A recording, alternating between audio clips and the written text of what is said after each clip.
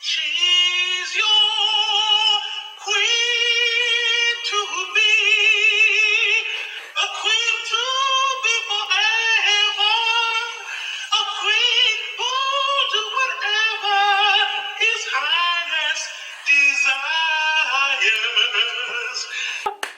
Okay. Hey guys, what is up? Welcome back to my channel. I know that was so extra, but I didn't know how I was gonna start this video. I am wearing an African garb and attire for this video because, you know, just in honor of 20 years being in America, from landing on American soil back in '01. Yes, so from coming to America in 2001 to being in quarantine in America in 2021, it's been a good 20 years, you guys. I don't know how the young people do this day. It's been like 20 years. And I can't believe it because that means I'm not a child anymore and time just like flew by.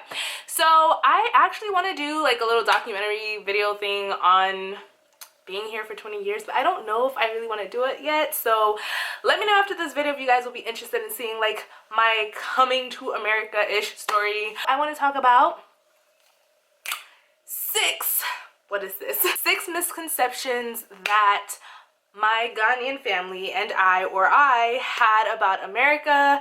Expectation versus reality. Number one, everybody rich, okay? Everybody is rich in America.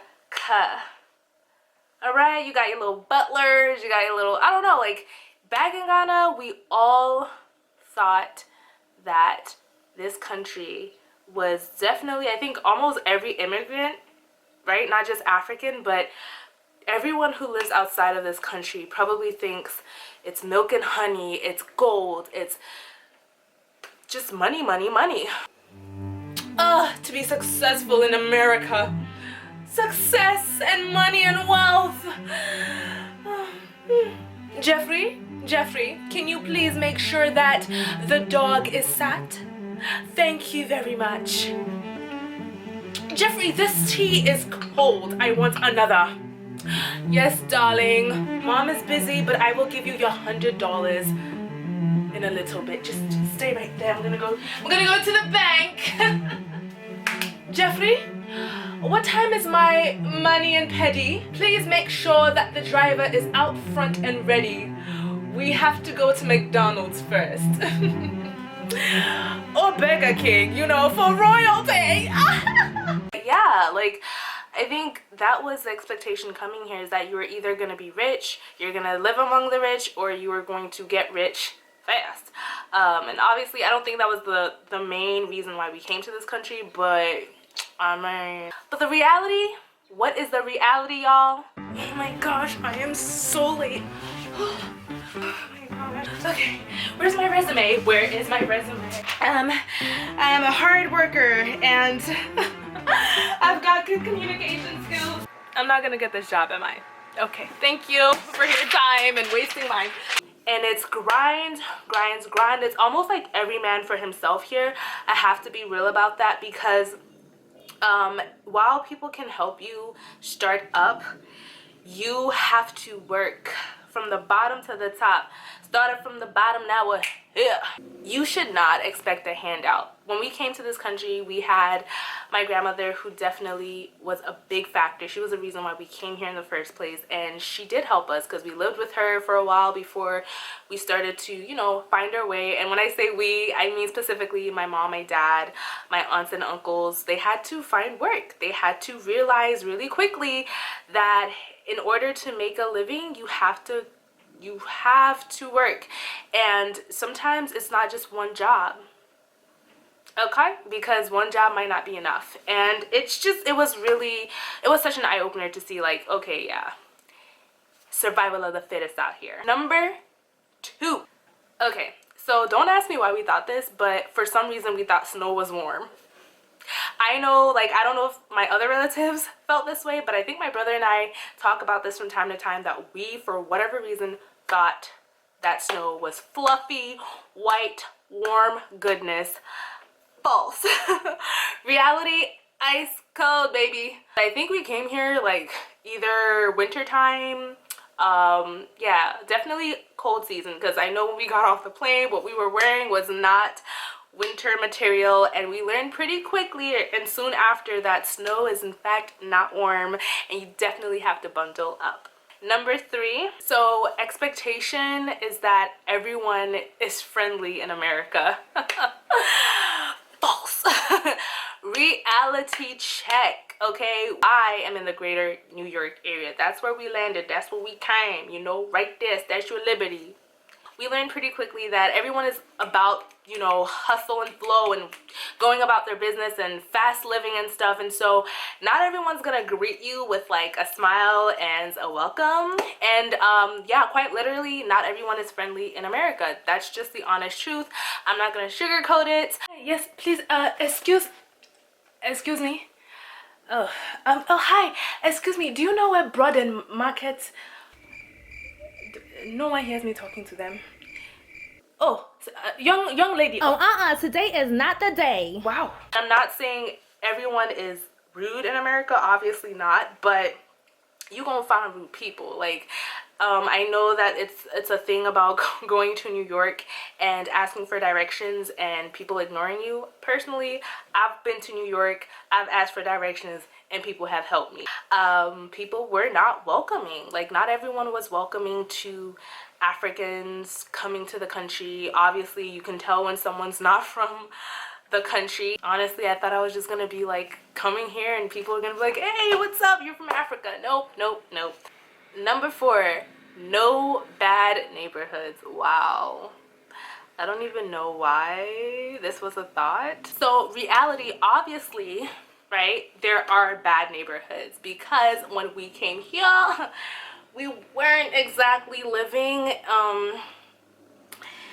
in the nicest neighborhood. We in a hood, baby. We in a hood. Hide your kids, hide your wife. I never personally experienced being robbed, but I know I know some of my cousins have experienced that. Yo, like, coming to this country was such an eye-opener, and every one of my relatives, I can honestly say, probably has a story about culture shock and realizing like we are not in Ghana anymore. Yeah, there are bad neighborhoods in this country. Like, why wouldn't there be? There's bad areas everywhere. Like, to be honest, that's life. It's just that in America, there's opportunities, and someone can literally turn their life around from having nothing to something. So I think that's the beautiful thing about this country, is if you are at the bottom, you don't have to stay there. Number 5, we're almost wrapping this up, but respectful kids are everywhere in America. That was the expectation, and boy oh boy was I wrong.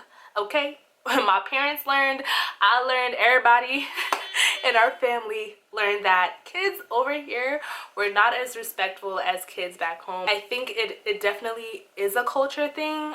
Let's be real, I'm not gonna say that African kids are perfect, right? Or kids everywhere else besides America are perfect.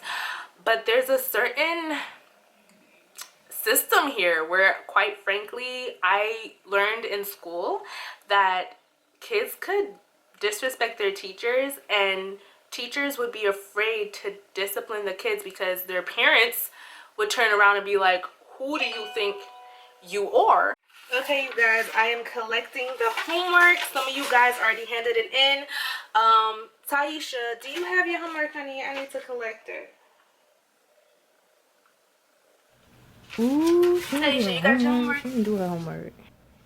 No, I ain't do my homework. Dang, you keep asking me these questions. You had till today to hand it in. Nah, I don't got, nah. Okay, my dog ate it. Class,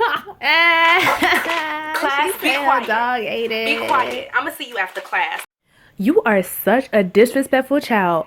I don't know how you were raised, but you need to learn. What you say about my mama? I didn't say anything about your mom. Oh, I know you ain't talking about my Oh mama. my I'm goodness. gonna tell her Yeah, you can call. Her. Matter of fact, you know what? Forget it. Just forget it. That's what I thought, Miss Benson. It would be like a whole thing. So I know that I was shook if in class when I would hear kids using certain language or you know, just having a certain tone with adults, because it was not something I was used to. And I would be like, hey, wow, where am I? And I know our parents were not having it, so I was not about to start acting up, because maybe my teacher couldn't spank me, but when I got home, I would definitely get it if I ever disrespected an adult or a teacher. Back in Ghana, we don't do that talking back stuff. Like, you will get it. Parents give teachers permission in Ghana to whoop their kids, okay? You gon' get a bashing. I'm not gonna 100% praise it, because I feel like there's a difference between discipline and abuse, and I have to honestly say that the disciplining that was going on in the schools back in Ghana, a lot of it was abuse. Some teachers took it to the extreme, and I'm so glad that I didn't really experience too much of that, but yeah. Number 6, I'm like looking at the list that I made. My expectation coming to this country, or I think our expectation as a family, was that we would fit in.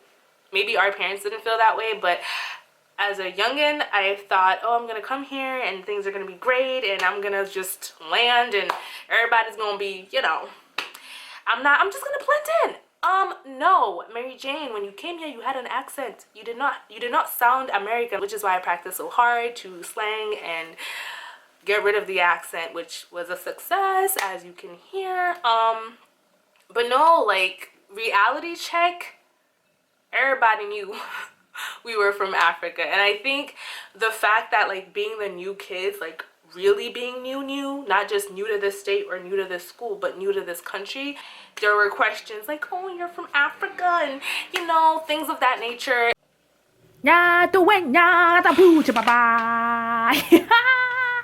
She from They Africa, got lions y'all. where you She from? Africa. You be seeing lions? That's why nobody like you now. You be seeing little African Mufasa? booty scratcher. You be seeing Mufasa? Give me your homework. And even after being here for a certain amount of time, where like I was familiar with everything and my classmates knew me, the ignorant comments that I would get about the country that I came from didn't always come from the kids. They would come from some of the adults. I remember one of my substitute teachers asked me after I visited Ghana and came back, you know, how the huts were. Like, did I stay in a hut when I went? Did I see lions on the street? Kid you not, this is something like a full-grown adult asked me, and I can't remember if I used sarcasm at one point, because I think I was over it. But yeah, just a lot of bullying happened, and that might have to be another story time. But you already know, if you African Ghanaian, the comments about go back to your country, go back on your ship, you African booty scratcher, do I need to list them all? Like, I just want to say that even though there were pros and cons to coming here, and the reality definitely was a shock, you know, against the expectation, I do appreciate being in this country, and I do like being in America. I feel like I am an American now because I've spent pretty much all my life here. So as much as, you know, I know that the Ghanaian blood runs through my veins, I can never detach myself fully from who I am as a Ghanaian. I'm very grateful for the experience, for the opportunity, for the growth that I have found in this country, and it only makes going back home and visiting Ghana more cherishable and more worth it. If I never left Ghana, I wouldn't know what I had, or I wouldn't know what to appreciate and what not to appreciate, I guess, because Ghana ain't perfect either, but it's always going to be home. Thank you guys so much for watching this video. It was really fun to film for you guys. Don't forget to like, comment, subscribe, and I will see you in the next one. Toodaloos. Bye.